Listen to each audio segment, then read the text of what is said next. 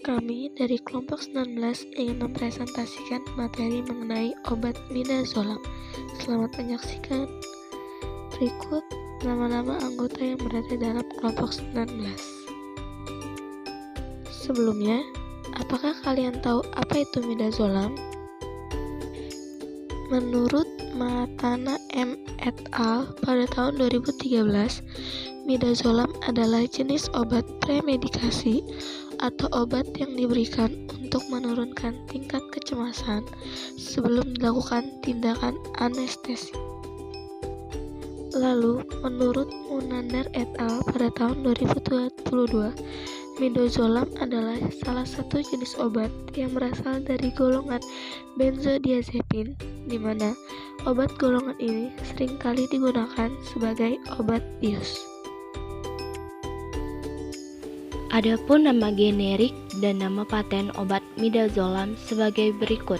Nama generiknya ialah Anesvar Dormicum Fortanes Hypnos Midanes 15, midazolam Hameln, midazolam hidroklorid, Milos, Sedacum, Midacum, Sezolam. Lalu nama paten obat midazolam ini adalah Anesvar Fortanes Hypnos Milos. Selanjutnya, gambar tiap sediaan bentuk obat midazolam. Yang pertama, bentuk solid. Lalu selanjutnya, beberapa contoh gambar bentuk liquid.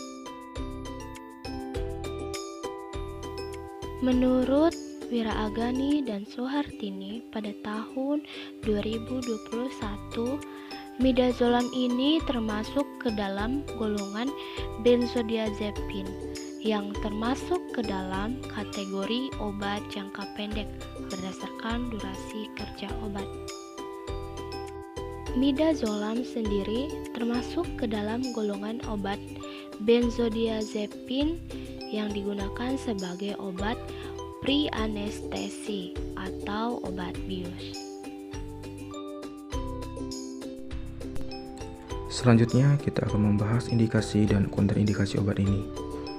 Yang pertama indikasinya ialah intubasi, tracheostomi, ARDS, premedikasi atau diberikan sebelum tindakan anestesi, sedasi basal atau obat penenang sebelum tindakan pembedahan, induksi, conscientious anesthesia atau kombinasi obat yang diberikan untuk menurunkan tingkat kecemasan. Untuk kontraindikasi obat ini ialah hipersensitif, glaukoma sudut sempit, gangguan hati berat, sindrom apnea tidur, penggunaan bersamaan dengan inhibitor CYP3A4 poten, pasien gagal ginjal kronis, hipersensitif terhadap benzodiazepin atau golongan obat penenang, insufisiensi paru-paru akut, depresi pernapasan. Adapun efek samping dari obat ini ialah pertama, keluhan yang dirasakan pasien setelah menjalani endoskopi, yang dimana meliputi mengantuk, mual, lemes, dan pusing. Kedua, ada juga efek samping yang terjadi pada anak-anak, yaitu terjadi hipoventilasi. Ketiga, yaitu bagi penderita apnea akan terjadi efek depresi saluran nafas. Keempat, yaitu yang disebabkan oleh berat badan pasien akan mengakibatkan hambatan pernafasan yang sangat fatal. Dan yang terakhir itu yang disebabkan oleh efek dosis obat dapat mengakibatkan nyeri pada tempat injeksi atau menimbulkan tromboflebitis pada injeksi. Farmakodinamik midazolam sama seperti golongan benzodiazepin lainnya. Dinamakan modulasi reseptor GABA A melalui interaksi reseptor kompleks GABA benzodiazepin pada sistem saraf pusat. Obat ini mempunyai onset kerja 2-12 menit. Midazolam bekerja pada sistem saraf pusat. Farmakokinetik midazolam adalah obat golongan benzodiazepin yang larut dalam air menurut Treves tahun 2000. Midazolam sebagian besar 95% terikat pada protein plasma. Hanya sekitar 5% berada dalam bentuk fraksi bebas. bentuk bebas ini lebih tinggi jumlahnya pada pasien dengan kelainan fungsi ginjal dan pada pasien dengan albumin plasma yang rendah. Rute pemberian obatnya bisa melalui intranasal atau di bawah hidung. Penggunaan dari obat midazolam ini dapat diberikan pada infus ataupun infus intermiten, namun perlu sekali diberikan batasan pada beberapa indikasi yang sesuai, seperti intubasi, tracheostomi, ARDS atau sindrom distres pernafasan akut, manajemen pasien dengan bedah saraf, maupun ketika ingin menghentikan serangan tetanus. Midazolam diberikan secara parenteral, mempunyai awal kerja cepat dan masa kerja yang pendek. Pada pemberian secara intravena, efek terjadi dalam 2-3 menit dengan waktu paruh eliminasi 1,5 sampai 2,5 jam. Sedangkan pada pemberian secara intramuskular, kadar darah tertinggi dicapai dalam 30 menit. Untuk dosis pada intravena sebanyak 2,5 mg dan untuk intramuskular sebanyak 5 mg. Selanjutnya, nursing consideration obat midazolam. Dalam pemberian yang cepat dapat menimbulkan apnoe. Efek terjadi bersamaan dengan pemberian opioid, bersamaan dengan rata-rata tekanan arteri, curah jantung, volume stroke, dan resistensi pembuluh darah mungkin sedikit menurun.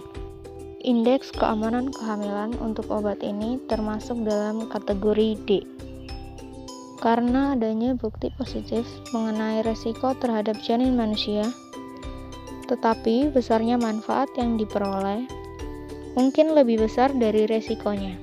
Misalnya untuk mengatasi situasi yang mengancam jiwa. Midazolam dapat terserap terhadap ASI.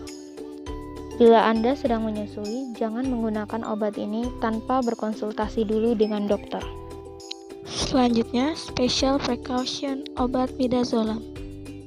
Pasien dengan penyakit akut yang tidak terkompensasi seperti adanya gangguan cairan atau elektrolit yang parah, penyakit kardiovaskular seperti gagal jantung, penyakit pernafasan seperti PPOK, riwayat penyalahgunaan alkohol atau obat-obatan, beresiko jatuh, gemuk, lemah, hindari penghentian secara mendadak, gangguan ginjal dan hati, orang tua dan anak-anak, kehamilan dan menyusui.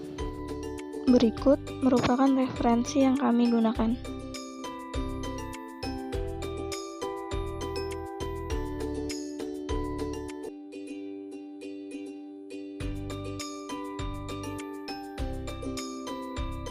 Sekian presentasi dari kelompok kami. Terima kasih.